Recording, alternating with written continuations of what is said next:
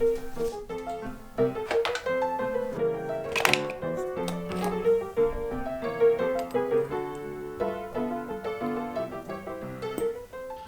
the past few years, a lot has changed in my life, and through it all, my journal has witnessed everything. I started journaling at a point in my life where I felt really lost.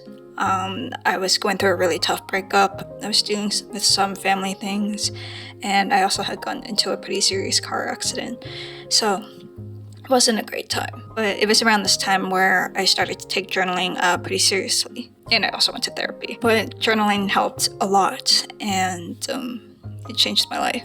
Of course, journaling won't fix all of your problems, but it helped a lot. It helped me to process emotions, to gain new perspective, and to see my growth over time. And as someone who tends to avoid things, that was exactly what I needed. I've always had diaries and wrote sporadically since I was an early teen, but it wasn't until late of 2022 till journaling actually started to help me. And that's because I changed the way I approached writing.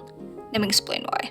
So like most people, when we start getting into journaling, we start treating our notebooks like a diary. We write about our day, what we were doing, who we were with, and I think that's great. I think diaries have their time and place. But when you're trying to work through something, that's when journaling comes in. And there were a few things that made the difference for me. So first of all, journaling is not performative. A lot of us write in our journals as if someone's gonna read them one day, recapping events in detail, making things super coherent. But that's the thing. The second you are writing with an audience in mind, you lose honesty. You start to filter things out. The minute you lose that honesty, journaling won't help you grow. The second thing is, your journal does not have to make sense. You don't have to make things super smooth or structured. This is completely between you and the page.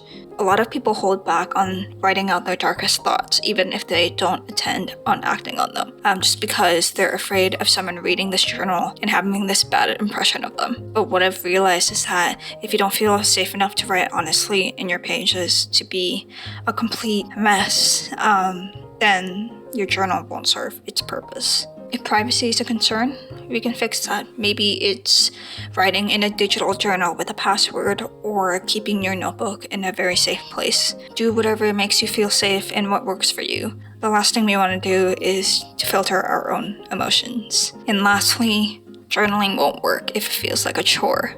So telling yourself to journal every single day can be really overwhelming. Life gets busy, you don't have time to write, and some days you just don't have much to say. And that's okay. Some days I only write a few sentences, other days I write pages. It all just depends. If you put pressure on yourself to write massive entries daily, it's gonna feel like work, and you're not gonna want to do it. So instead, set the bar low, even if it's just a couple of sentences, and slowly you're gonna start building up the habit, and you're gonna start making space for it in your life. Nowadays, I try and journal daily, but I remember when I first started, I would journal every other day or even weeks apart. And your journal doesn't have to be filled with major life events either. I think it's important to write about the smaller, calmer days, because, often we forget to be grateful for the moments of peace. So with all of this in mind, I started journaling more honestly. I let myself be a mess, I wrote down the hard stuff, and sometimes that's just the biggest step, admitting things for what they are. And having a space to reflect and express helped me to heal and grow. It might sound like common sense, but you might be surprised at how much you're holding back on your thoughts and feelings. So now, a couple of years later, looking back at my entries, I can say with certainty I am a different person than I was 3 years ago, 2 years ago, even a year ago. And yeah, it's kind of nice seeing all of these different versions of me. Ultimately, all of this expression and self-reflection gave me what I really needed.